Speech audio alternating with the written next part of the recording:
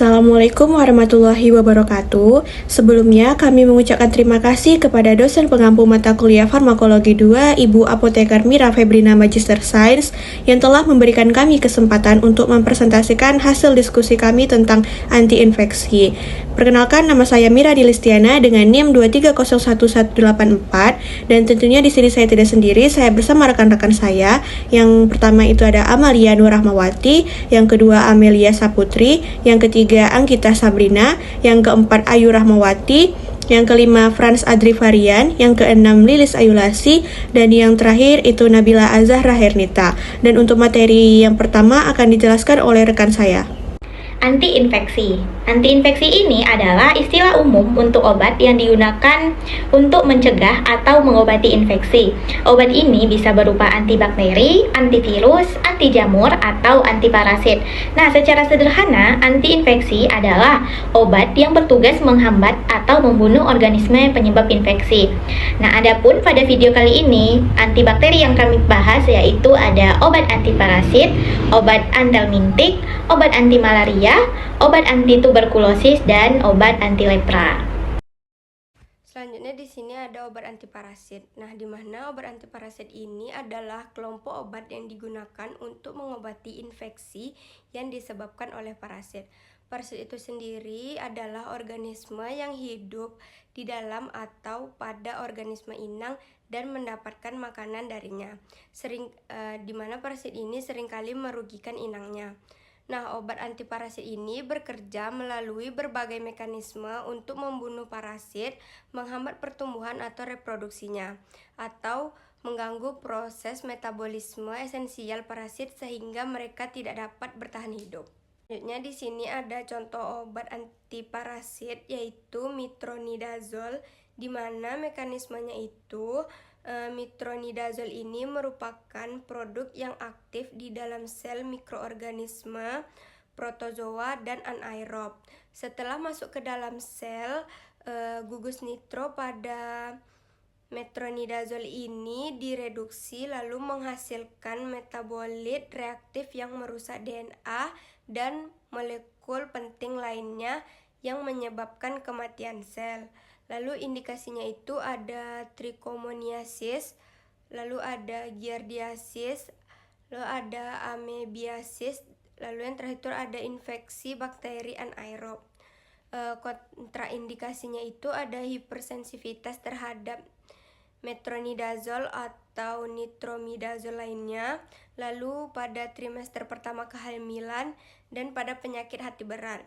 Efek sampingnya itu ada mual, muntah, diare, nyeri perut, rasa logam di mulut, sakit kepala, dan ruam pada kulit. Lalu di sini ada dosis obat untuk kondisi trichomoniasis.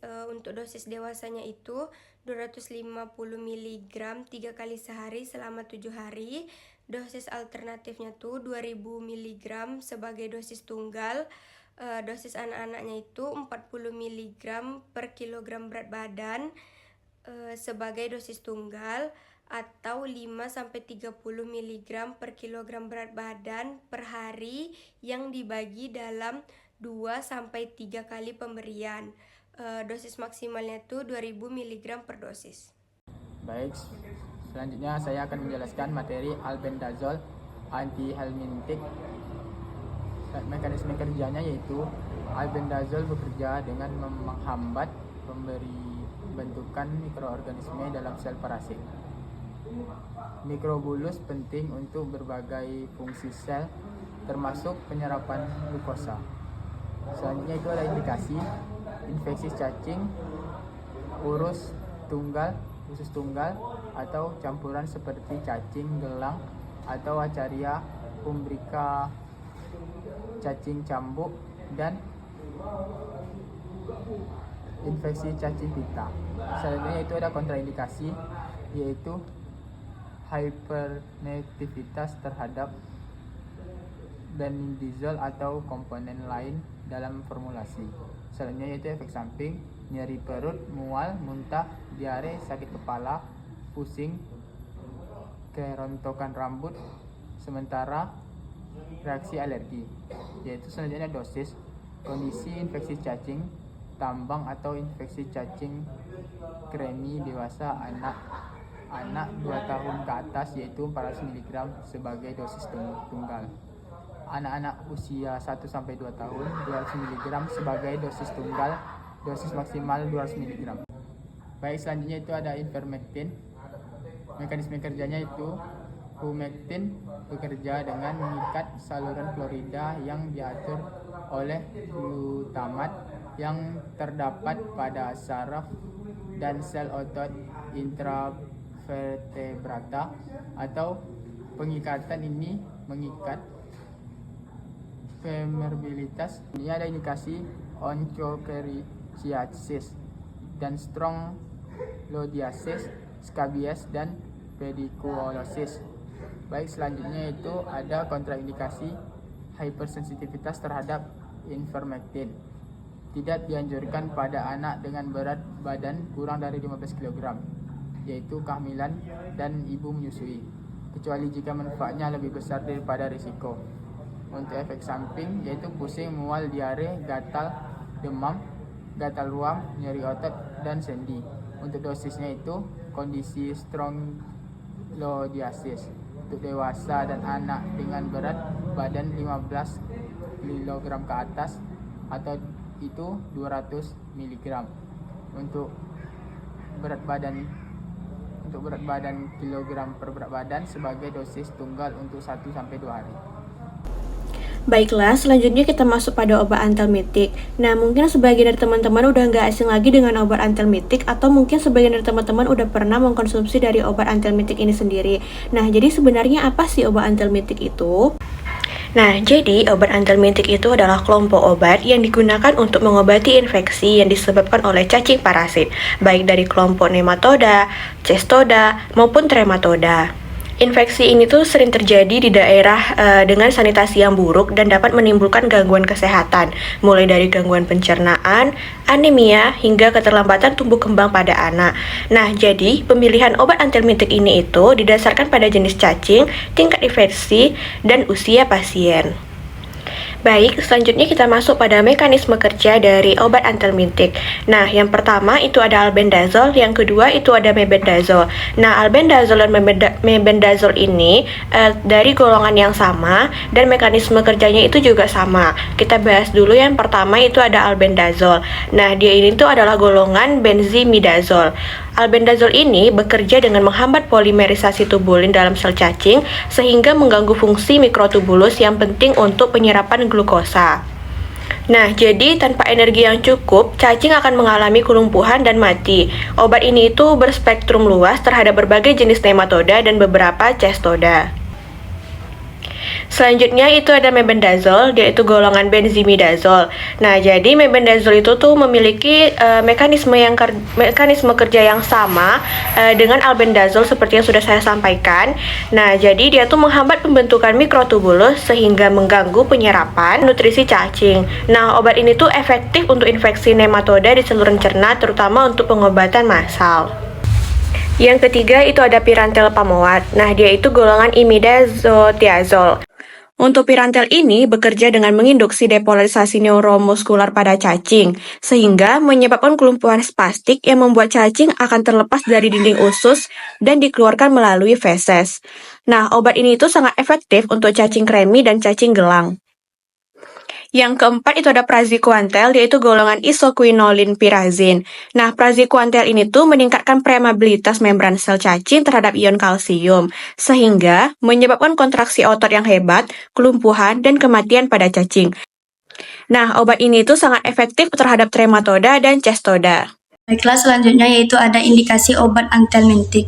Obat antielmintik itu digunakan untuk mengobati berbagai infeksi cacing seperti askariasis itu cacing gelang, enterobiasis itu cacing kremi, tricuriasis itu cacing cambuk, hookworm itu cacing tambang, lalu ada strongyloidiasis, lalu taeniasis itu cacing pita, schistosomiasis, lalu ada neurokistikerkosis, lalu ada filariasis. Efek samping dan kontraindikasi obat antielmintik. Nah, efek samping umum dari obat antihelmintik itu dia gangguan gastrointestinal, itu dia mual, nyeri perut, diare, ada pusing, sakit kepala, reaksi alergi ringan, lalu ada hepatotoksisitas itu pada albendazol jika digunakan jangka panjang. Terus jarang itu leukopenia, kejang itu praziquantel. Lalu ada kontraindikasinya itu hipertensivitas terhadap obat. Lalu kehamilan trimester pertama itu albendazol, mebendazol. Terus ada gangguan fungsi hati berat. Lalu anak usia kurang 2 tahun itu penggunaan dengan kehati-hatian. Lalu ada neurositikerkosis itu tanpa pengobatan anti kejang. Ini untuk praziquantel ini. Lalu ada dosis dan contoh obatnya. Yang pertama itu ada contoh obatnya itu albendazol dengan dosisnya 400 mg, itu dosis tunggal dewasa. Ini dapat diulang dalam 2 minggu. Contohnya Zentel sama albendazolnya. Terus ada mebendazol itu 100 mg 2 kali sehari selama 3 hari atau 500 mg dosis tunggal. Contohnya itu Vermox dan mebendazol. Lalu ada Pirantel pamuat itu 10 mg per kilogram BB dosis tunggal, contohnya itu Combantin sirup sama Convermex. Lalu yang terakhir ada praziquantel itu 20 mg per kilogram BB 3 kali sehari untuk schistosomiasis atau taeniasis. Itu contohnya Biltricide sama Praziquantel. Nah, berikutnya di sini kita akan membahas mengenai anti malaria. Jadi anti malaria ini merupakan kelompok obat yang digunakan untuk mencegah atau mengobati penyakit malaria, yaitu infeksi yang disebabkan oleh parasit Plasmodium yang ditularkan melalui gigitan nyamuk Anopheles betina. Nah, pada gambar yang di sebelah sini, jadi dia ini merupakan gambar yang menunjukkan siklus hidup dari Plasmodium. Nah, jadi setelah nyamuk Anopheles betina yang mengandung sporozoid ini, dia akan menggigit manusia. Nah, setelah dia menggigit kita, sporozoid ini akan masuk ke hati dan dia memulai fase eksoeritrosit. Nah, di mana mereka berkembang biak dalam hepatosit menjadi merozoid selama 1-2 minggu. Nah, setelah itu hepatosit ini pecah dan merozoid dilepaskan ke darah. Nah, dalam fase eritrosit, merozoid ini menginfeksi sel darah merah dan berkembang menjadi skizon. Setelah 2-3 hari, eritrosit ini akan pecah dan melepaskan merozoid baru, sehingga menyebabkan gejala klinis malaria seperti demam.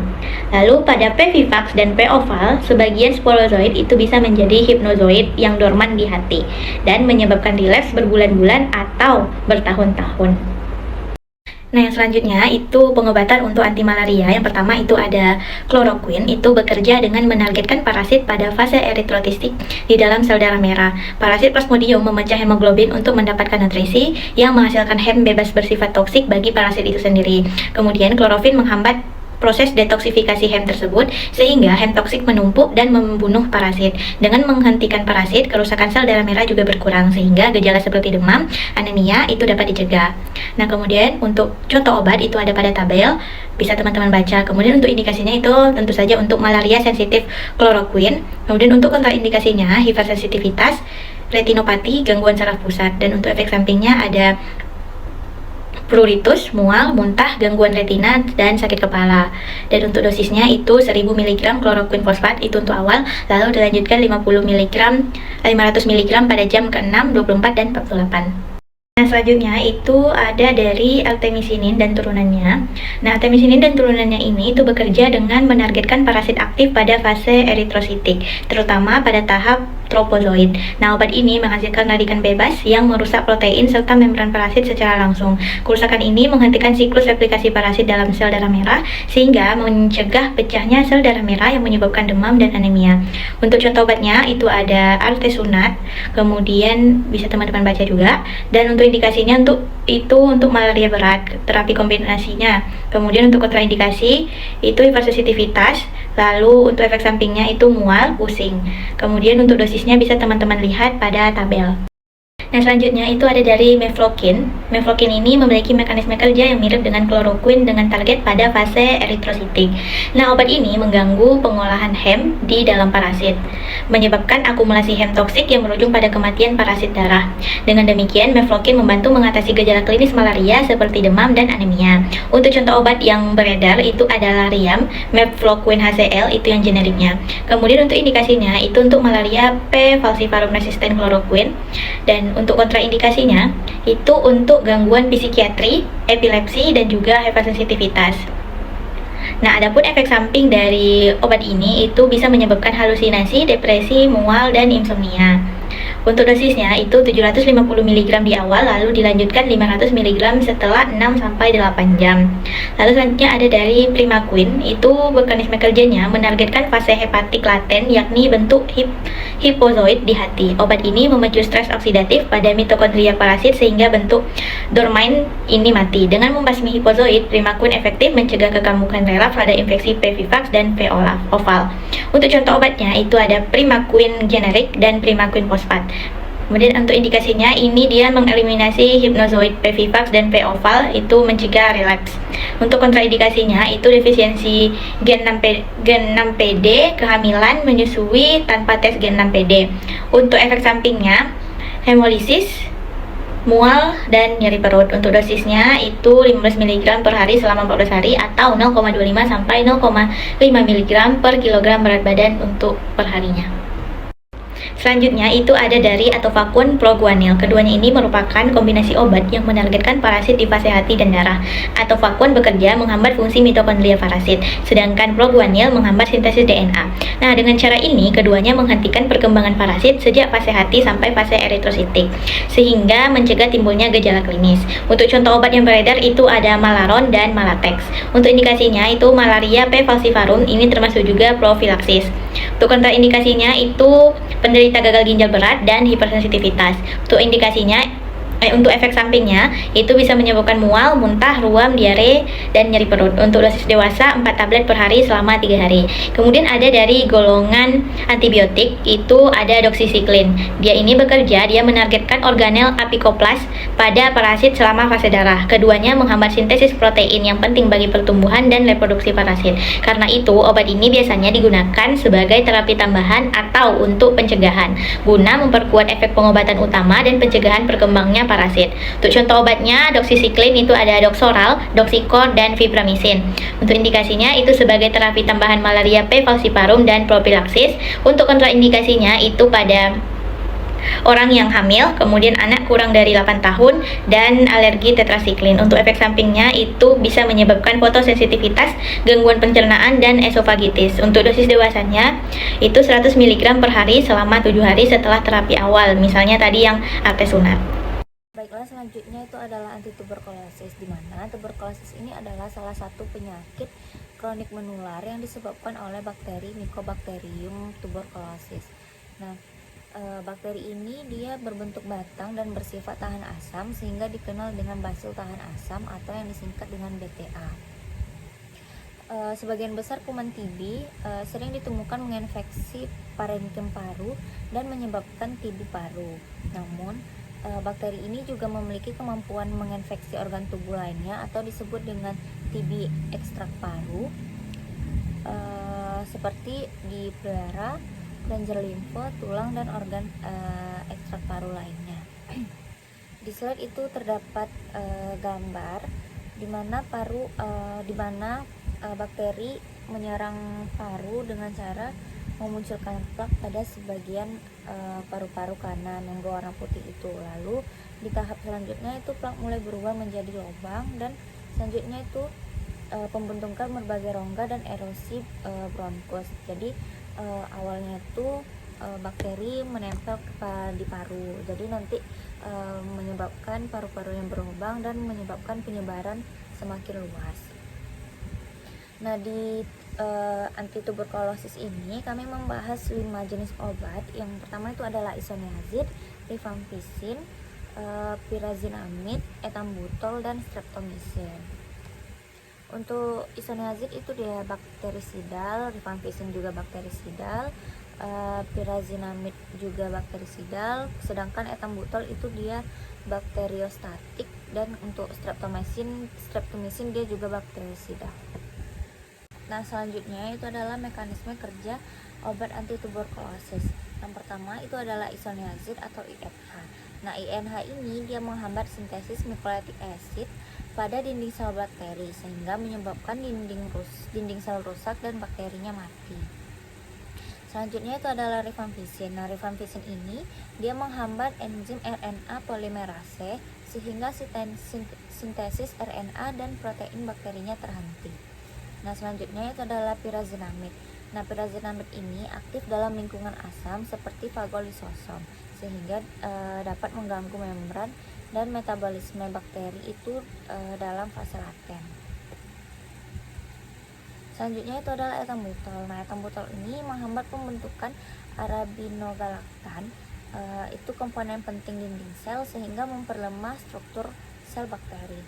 Nah, selanjutnya itu adalah streptomycin. Nah, streptomycin ini dia menghambat sintesis protein dengan berikatan pada ribosom 30S sehingga dia menghentikan pertumbuhan bakteri. Selanjutnya itu adalah patofisiologi. Kita bisa lihat di gambar dan itu ada penjelasannya. Nah, penjelasannya itu adalah TBC ini dimulai pada saat Mycobacterium tuberculosis masuk ke paru dan ditelan oleh makrofag. Namun tidak langsung dihancurkan. Nah, makrofag ini mempresentasikan antigen ke sel T dan mengeluarkan interleukin 12 yang mengaktifkan sel TH1 untuk menghasilkan IFN gamma.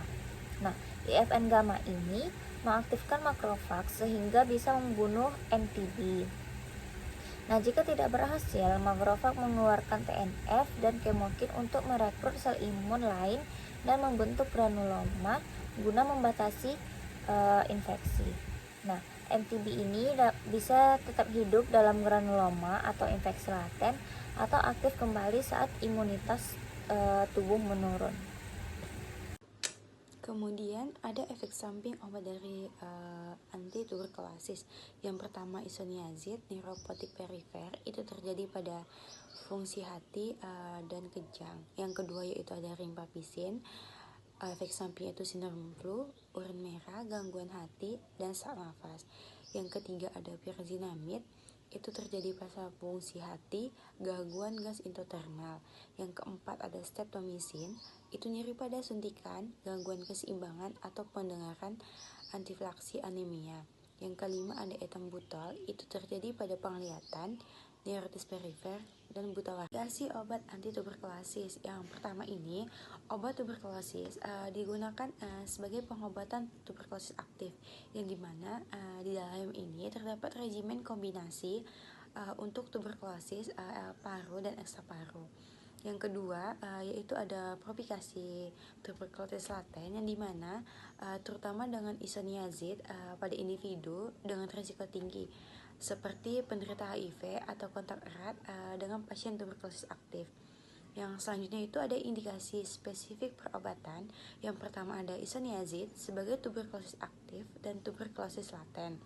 Yang kedua ada rifampicin, tuberkulosis aktif dan laten, yang di dalamnya ini mengkombinasikan dan infeksi mikrobakteri lainnya. Yang ketiga ada pyrazinamide, itu fase awal pengobatan tuberkulosis aktif.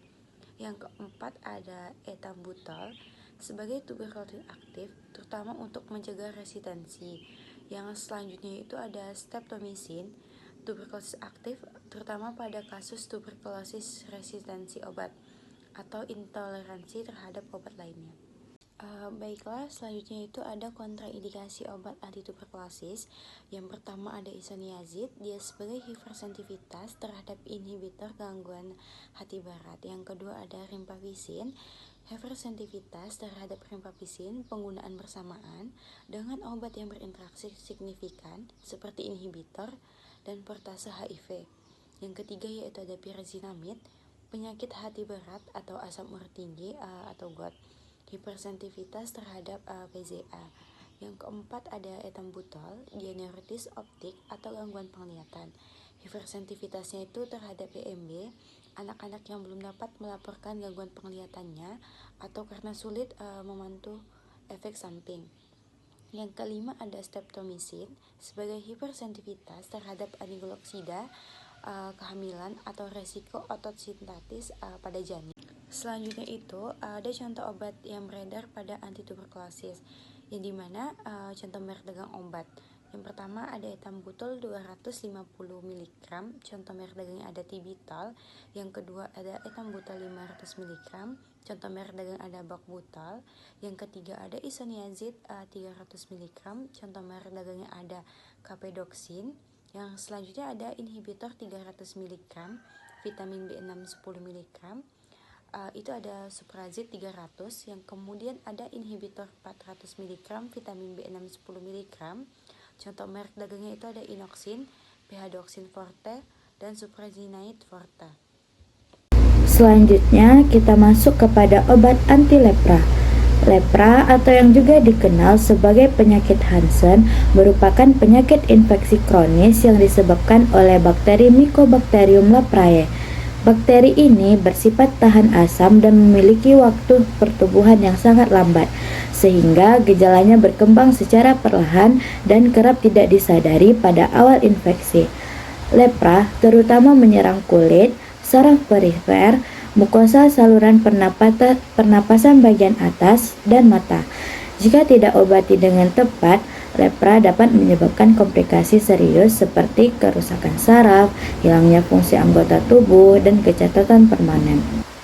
Dalam upaya pengobatannya, obat-obatan anti lepra dirancang untuk menekan pertumbuhan atau membunuh basil lepra. Nah, cara kerja obat ini adalah dengan menghambat proses penting dalam metabolisme basil, seperti sintesis asam nukleat, protein, dan jalur metabolisme lain yang esensial bagi kelangsungan hidup bakteri. Nah, untuk menghindari resistensi obat dan meningkatkan efektivitas terapi, WHO telah merekomendasikan penggunaan multidrug terapi atau MDT atau terapi kombinasi. Nah, MDT ini terdiri dari beberapa jenis obat yang bekerja secara sinergis untuk membasmi M. leprae dari tubuh pasien. Dengan MDT, pengobatan lepra menjadi lebih efektif, resiko kambuh menurun, dan penularan ke orang lain bisa dicegah. Penerapan terapi yang tepat, deteksi dini, dan kepatuhan pasien terhadap regimen pengobatan sangat penting agar penderita dapat sembuh total tanpa mengalami kecacatan. Selanjutnya, mekanisme kerja obat anti lepra. Nah, obat-obatan anti lepra ini bekerja secara spesifik untuk menghambat pertumbuhan Mycobacterium leprae, baik yang aktif maupun yang berada dalam fase dorman. Mekanisme utama dari obat-obatan ini mencakup beberapa hal penting. Nah, yang pertama itu menghambat sintesis asam nukleat. Nah, obat seperti rifampicin bekerja dengan menghambat enzim RNA polimerase bakteri yang sangat penting dalam proses transkripsi DNA menjadi RNA. Hal ini akan menghentikan replikasi genetik bakteri sehingga mencegah pertumbuhan dan penyebarannya. Selanjutnya yang kedua, mengganggu metabolisme bakteri. Beberapa obat seperti Dapsone menghambat jalur sintesis folat yang penting bagi metabolisme dan pembelahan sel bakteri.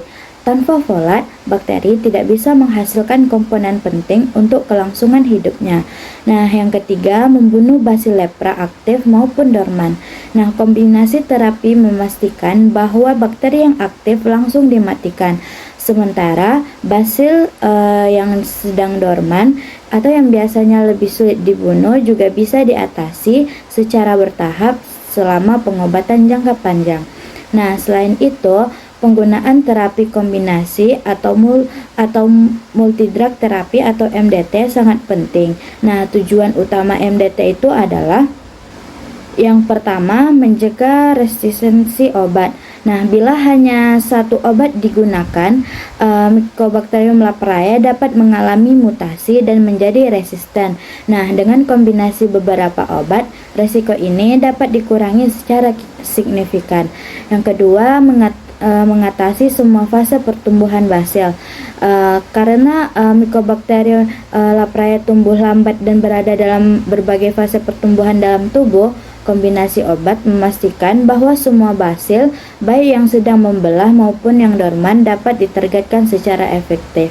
Nah, dengan mekanisme kerja yang terintegrasi ini, terapi anti lepra mampu memberikan hasil pengobatan yang optimal dan menurunkan angka kecacatan serta penularan di masyarakat. Selanjutnya kita masuk ke patofisiologi lepra. Nah, lepra ini adalah penyakit infeksi kronis yang disebabkan oleh Mycobacterium leprae, basil tahan asam yang menyerang kulit, saraf tepi, dan saluran pernapasan atas. Nah, patofisiologi lepra ini sangat dipengaruhi oleh respon imun seluler dari tubuh penderita. Nah, berdasarkan respon imun ini, lepra diklasifikasikan ke dalam 3 bentuk utama. Nah, yang pertama itu lepra tuberkuloid. Nah, pada bentuk ini, pasien memiliki respon imun seluler yang kuat, terutama sel T yang mampu mengenali dan menghancurkan Mycobacterium leprae. Akibatnya, jumlah bakteri di dalam tubuh sangat sedikit.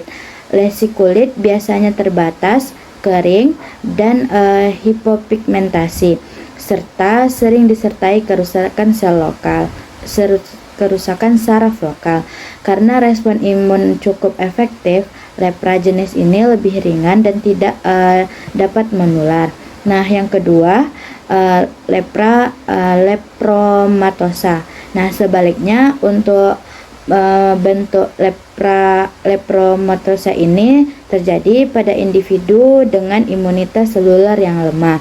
Tubuh tidak mampu melawan infeksi secara efektif sehingga M. leprae berkembang biak bebas dalam jumlah besar di jaringan tubuh.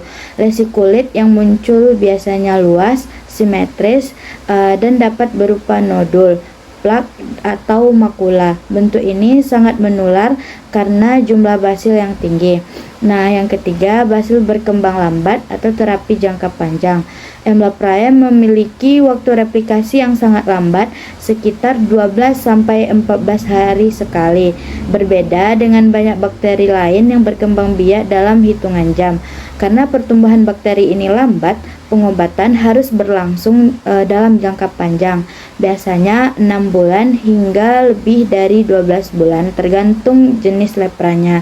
Nah, pengobatan jangka panjang ini bertujuan untuk memastikan seluruh basil, baik yang aktif maupun yang dorman, dapat dieliminasi secara menyeluruh. Selanjutnya kita masuk ke indikasi dan kontraindikasi obat anti lepra. Nah, yang pertama kita masuk kepada indikasi obat anti lepra terlebih dahulu. Yang pertama itu pengobatan lepra PB atau paucibaciller dan MB atau multibaciller. Nah, obat anti lepra ini digunakan secara spesifik untuk mengobati kedua tipe lepra ini. PB ditandai dengan sedikit lesi dan jumlah basil yang lebih sedikit, sedangkan MB memiliki lesi yang lebih banyak dan lebih menular. Regimen pengobatannya juga berbeda tergantung pada klasifikasi ini. Yang kedua, untuk menghentikan penularan lepra. Nah, dengan pemberian terapi yang tepat dan teratur, pasien tidak lagi menularkan penyakit, bahkan sejak dosis pertama MDT atau multidrug terapi. Ini sangat penting dalam pengendalian lepra di masyarakat. Nah, yang ketiga, pencegah deformitas dan kerusakan saraf. Nah, lepra bisa menyebabkan kerusakan saraf tepi permanen yang menimbulkan kecacatan. Pengobatan dini dengan obat anti lepra mencegah progresivitas penyakit dan meminimalkan risiko kecacatan. Nah, yang keempat, penanganan reaksi lepra yaitu tipe 1 dan tipe 2. Nah, reaksi lepra adalah kondisi imunologis akut yang bisa terjadi dalam pengobatan, seperti reaksi tipe 1 atau reversal reaction dan reaksi tipe 2 erythema nodosum leprosum. Obat anti lepra tetap diberikan selama reaksi ini berlangsung dan ditambah obat antiinflamasi seperti kortikosteroid jika diperlukan. Nah, kita masuk selanjutnya yaitu kontraindikasi obat anti lepra. Nah, yang pertama, alergi terhadap komponen obat. Nah, reaksi hipersensitivitas terhadap salah satu komponen dalam terapi atau seperti rifampicin, dapsone, atau clofazimine menjadi kontraindikasi absolut karena dapat menyebabkan reaksi berat termasuk shock anafilaksis. Yang kedua yaitu gangguan hati berat. Nah, obat seperti rifampicin ini dapat bersifat hepatotoksik.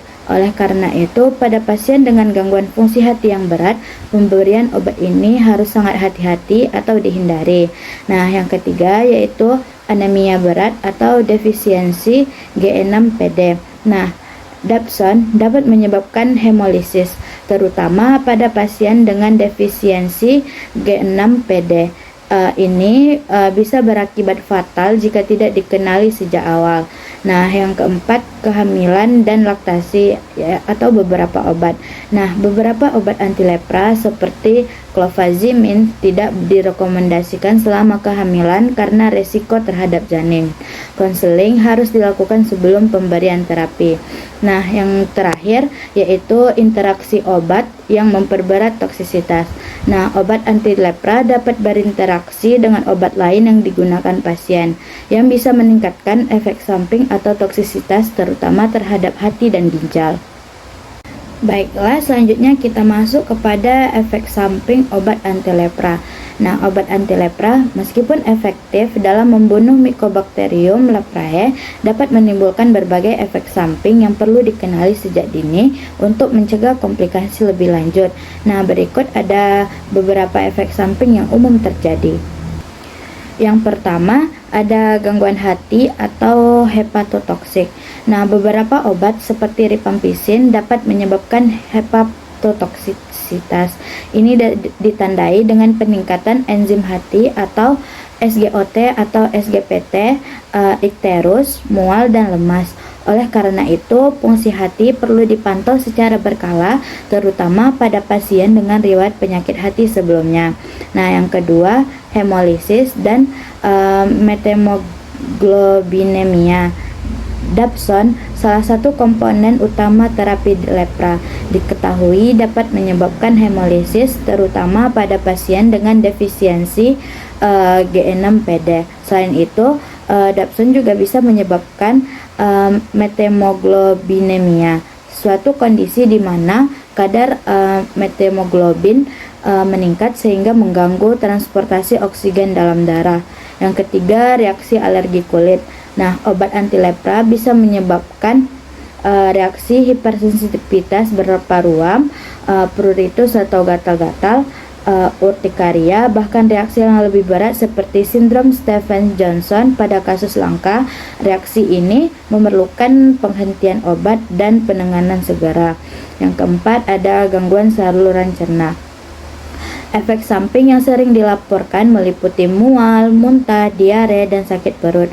Ini biasanya ringan dan dapat diatasi dengan obat simptomatik atau menyesuaikan waktu konsumsi obat, misalnya setelah makan. Yang kelima, perubahan warna kulit dan urin. Nah, clofazimine menyebabkan efek samping yang khas, yaitu perubahan warna kulit menjadi kemerahan hingga keunguan sampai kecoklatan, serta urin yang bisa tampak lebih gelap. Efek ini bersifat reversibel, namun bisa menyebabkan gangguan psikologis pada pasien. Nah, yang terakhir yaitu neuropati perifer. Beberapa obat anti lepra dapat memperburuk kondisi neuropati perifer yang sudah ada pada pasien lepra. Pasien mungkin mengalami kesemutan, mati rasa, atau kelemahan otot. Pemantauan fungsi saraf secara berkala sangat dianjurkan selama proses pengobatan. Baik, selanjutnya kita masuk kepada dosis obat anti lepra. Nah, pengobatan kusta atau lepra ini disesuaikan berdasarkan klasifikasi penyakitnya, yaitu Paucibacillari atau PB dan Multibacillari atau MB. Nah, klasifikasi ini didasarkan pada jumlah lesi kulit dan keberadaan basil tahan asam atau BTA dalam pemeriksaan mikroskopis. Nah, yang pertama yaitu lepra Paucibacillari atau PB. Nah, merupakan bentuk kusta dengan jumlah lesi sedikit, yaitu kurang dari 5, dan biasanya hasil pemeriksaan BTA negatif. Nah, pengobatannya melibatkan yang pertama ada rifampicin 600 mg diberikan 1 kali per bulan secara langsung diawasi atau DOT, directly observation treatment. Kedua ada dapsone 100 mg per hari diberikan setiap hari sebagai pengobatan mandiri di rumah. Nah, untuk durasi pengobatannya yaitu 6 bulan. Nah, kombinasi dua obat ini bertujuan untuk membunuh bakteri sekaligus mencegah resistensi. Nah, yang kedua yaitu lepra multibacillary yaitu atau MB merupakan bentuk kusta yang lebih berat dengan jumlah lesi lebih banyak yaitu lebih dari 5 dan hasil BTA-nya itu positif. Terapi MB memerlukan regimen yang lebih kuat dan lebih lama, yaitu yang pertama ada rifampicin 600 mg per bulan. Ini tuh diberikan setiap bulan di fasilitas kesehatan. Selanjutnya ada dapsone 100 mg per hari dan clofazimin 300 mg per bulan, atau pemberiannya diawasi, dan 50 mg per hari yaitu untuk pemberian mandirinya. Nah, ini untuk durasi pengobatannya yaitu 12 bulan. Nah, penambahan clofazimin memberikan efek bakterisidal dalam penambahan dan membantu mengontrol reaksi lepra. Selanjutnya kita masuk kepada contoh obat. Nah, yang pertama itu ada dapsone tablet seperti yang tertera pada slide di atas. Yang kedua ada rifampicin kapsul. Nah, selanjutnya yang ketiga ada clofazimin kapsul, dan yang terakhir ada MDT blister pack.